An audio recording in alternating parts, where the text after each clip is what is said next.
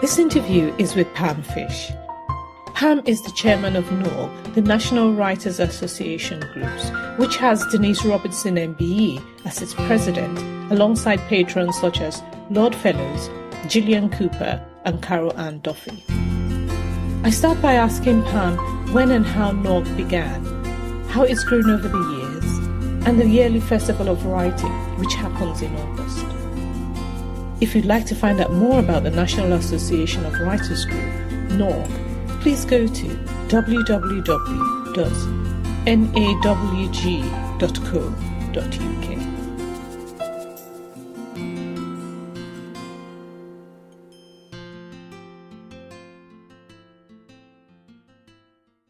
So when was NAWG formed?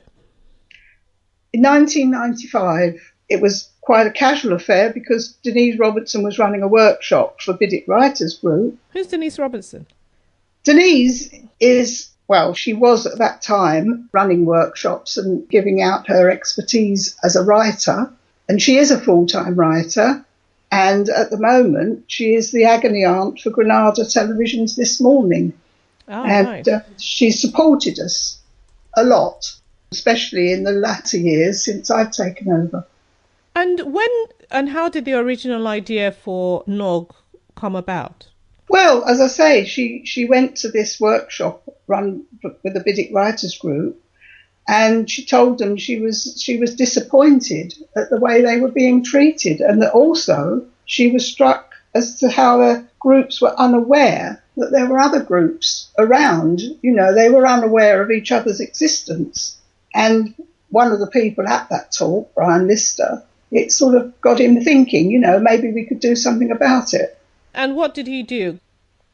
Well, it was just a gem of an idea to start with. He wrote this letter to me and said that his friend Raymond Wilson, then treasurer of Biddick Writers Group, and together they talked about forming a kind of association. And it seemed sensible to start a group based in the north. And I mean, his words were that it became wild and exciting, making a national association. So it was formed in 1995. And how did things progress and what sort of aims were set out with the association? Well, they progressed in their own way with a special meeting. They presented the idea to the group, which was embraced, as he said, with cautious enthusiasm. And a few thought that they'd gone mad. But they said they would support it.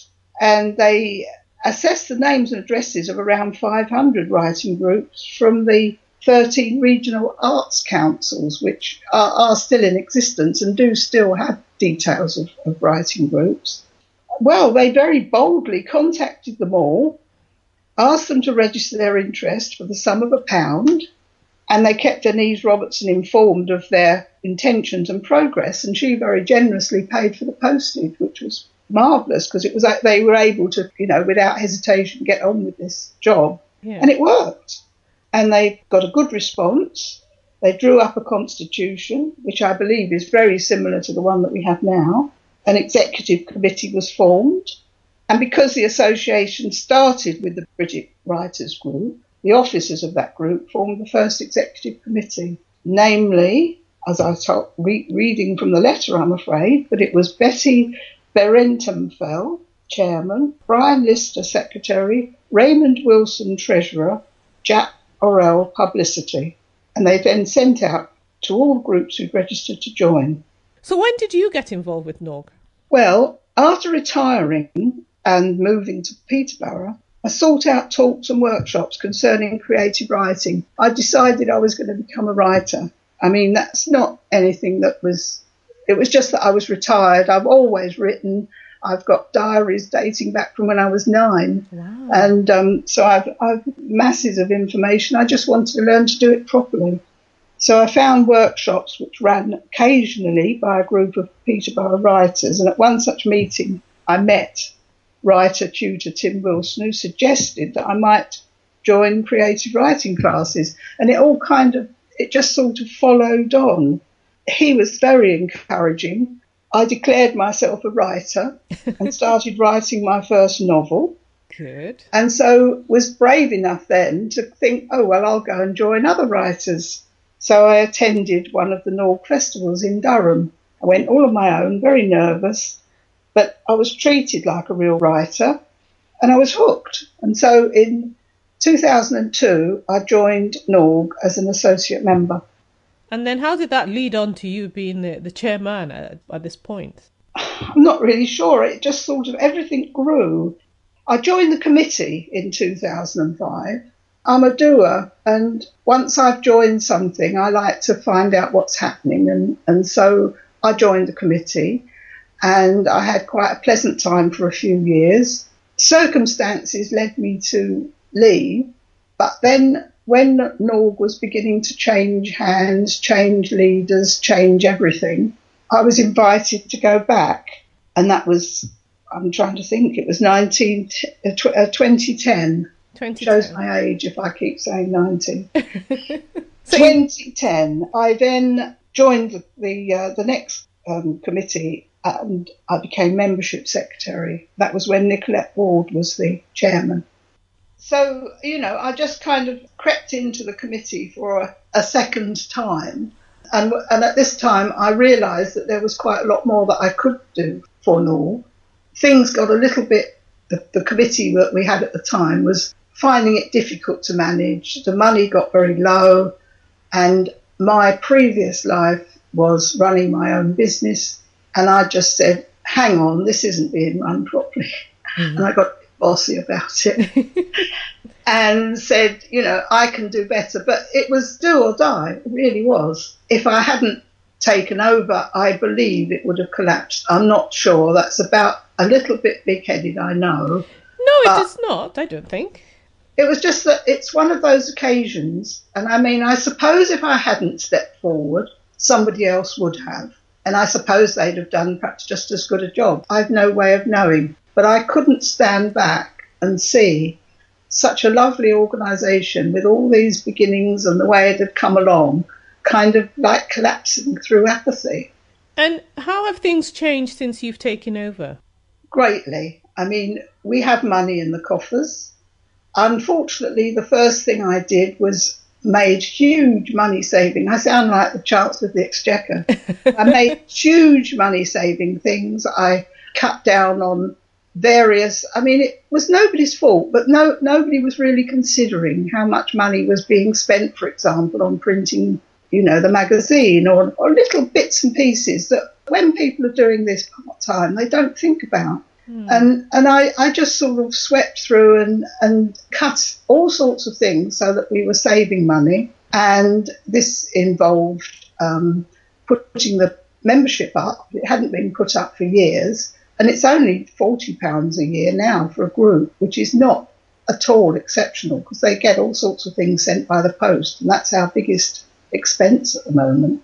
I just kind of went through it with a kind of I don't know what you'd call it, but I just cut through as much as I could to make it not money-making, but self-supporting. Yes. So how has the association grown over the years and attracted new members?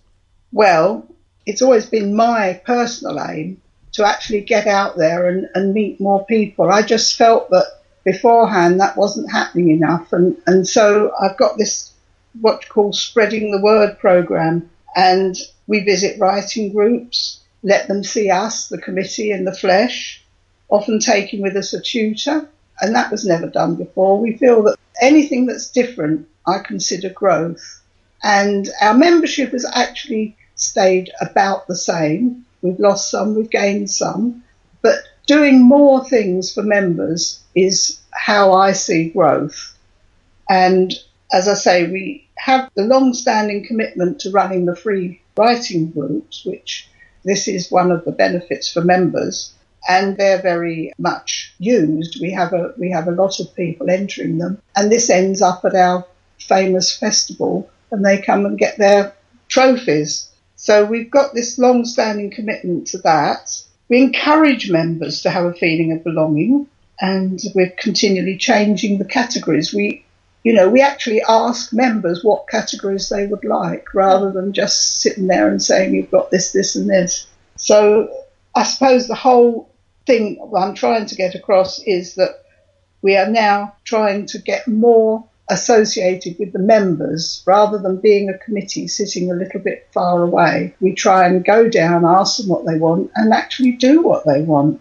And at the moment, it sounds a small thing, but Link magazine, which has been going since the year dot, originally wouldn't have anything in it that was creative. And we're writers, and I could never see any reason for that. And our present editor couldn't see any reason for that. So we now have sort of short stories and poems and bits and pieces like that in the magazine. Oh, wow. It's silly, I know, because it's such a small thing, but members are now encouraged to do it. And it gives them a small platform for publication, which is what every writer wants. Every writer wants to be published. Yeah. And so whatever little things that we can do, we do. We've introduced, in the last couple of years, an electronic newsletter. In other words, it goes out irregularly. We decided to make it like that so that we could use it in between the Link magazine, which goes out bi-monthly. Yeah. So in between, if something comes up, before it was always, we have to wait till the next Link comes out. But now we send out these newsletters. This just so happens that we've sent out 2 within about a week because something came up that really needed attention. So we just sent one out. We use one of these firms that send them out for you, and it's reasonably easy. So we do that. So that enables, and it also, I'll tell you what it's also good for. The Link magazine, there are 3 copies are sent every 2 months to the secretary of the group, and associate members get their own copy. But the thing is, we're not totally sure whether every member in a group actually sees it. I mean, if you think 3 hard copies amongst perhaps 10, 15 people, unless somebody makes a real effort, it isn't always passed round. We think that the other newsletter in between gets us straight to the members. So I think that is a great improvement. And also we are now, if asked, sending a PDF of Link to group secretaries so that they can print out as many copies as they like. The other thing we've recently started is a critique service, again, helping members to improve their writing. And, we've done the kind of getting authors who are willing to do this. We've got them all signed up and ready. We've got a kind of a price list, and we've done the groundwork so that members can, if they want something that they've written, critiqued, they get on to us and say, have you got someone that can look at this particular genre? And we're hoping, it's very new, we've only had about 2 people so far, but we're hoping that this will, again, help people to become proper writers. And that's what we need. Yeah. And you mentioned that you go to different writers' groups. How many are there around the country? So how far do you have to travel? Yeah, this is a very bold thing that we're kind of trying to do. At the moment, we've only managed to do it in areas close to members of the committee. Well, fairly close. We've travelled a bit. But we've got 100 or so, 170 I think it is, groups at the moment, and they're right from Dronagroats to the foot of Cornwall, and we've got some in Ireland, and we've got a few abroad. So it's an impossible task to go and visit all of them. By actually visiting some of them, we hope that the others will feel more integrated, that they are doing their best kind of thing. At the moment, we've been to several groups in the Huddersfield, Sheffield, Leeds area. I've personally been to Surrey and Stevenage, and just recently, a few weeks ago, we went to Harlow, and 3 writing groups in that area all got together, and that's quite a jolly morning. We talked about you mentioned that the festival, there's a writers' festival that usually happens every year. Yeah, it started in Durham, but this year it's further south of Durham. That's right. I mean, I've got a lovely little bit here that I read out at the last group that I went to, because I said we're trying to move things more central. I mean, I wouldn't say south. It doesn't have to be south, but south of Durham, because it was up in Durham and everything happened in Durham. And, I actually spoke to people and they thought that the N in NAWG meant Northern, not National. And that irritated me a bit. And also it meant that, it was a long way to travel for groups down in Cornwall. Yes. So the first thing I did, the first festival that I was able to be helpful in organising, we went to Nottingham. Okay. And that proved reasonably successful. We went for 2 years. Everybody said, well, all those that came said, oh, thank goodness we haven't got to go all the way to Durham. But then, of course, the people in Durham said, oh, you've taken our festival away from us. We've settled mainly because of the circumstances of keeping it a reasonable price, going to somewhere that is really nice. And we've settled now for Warwick University. And we've been there now for 1 year. We're going there again for a second year. And we have it in our head to go there for at least a few years so that we can actually call it the Warwick Festival of Writing. Because I just think it makes it more of an event than just saying NAWG. I hate that word, actually. So what can people expect if they come to the festival this year? Well, we've kept the traditions fairly much as they were originally. And that's to say, it is a learning festival, although we do have a lot more fun. The tutors that come are all professional writers, tutors, and we have it divided up so that there are 4 2-hour workshops during the weekend. So basically, people arrive on a Friday afternoon. Now, at one time we did try having a workshop Friday evening, but it was rather tiring. People had travelled all day. So we make Friday evening more of a fun time. And we have a workshop Saturday morning, quite early after breakfast, and another one on Saturday afternoon, fairly late. And then on Sunday we have one morning and afternoon the same. And these are bookable workshops with, as I say, quite well-known writer tutors, and they settle down to 2 hours of learning, and that's the way it's been. And I can imagine there'll be lots of networking opportunities as well. Well, this is the main thing I say to people who are thinking about coming, to actually go. I mean, the very first one that I went to in Durham, I was terribly nervous. I didn't know what I was doing. I'd called myself a writer, but there were all these people who actually wrote books and got them published. I was sort of wandering around, wondering what to do. But they were very, very friendly. I was inundated with email addresses and people to contact. In fact, one lady that I still have as a friend, I met at one of those original ones, and we've been critiquing our work backwards and forwards for years. Yeah, you meet people. And we have actually this year, and the last few years, we've made the middle part of Saturday a more fun time. And we've got, various people coming to give talks.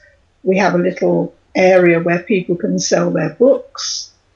And one of the reasons we're staying at Warwick is because they have fantastic kind of restaurant food services, and they put on a grand gala dinner for us on Saturday night. That's very nice. So what... sorry, I mean to interrupt you, but it is posh. It's, it's really nice. Oh.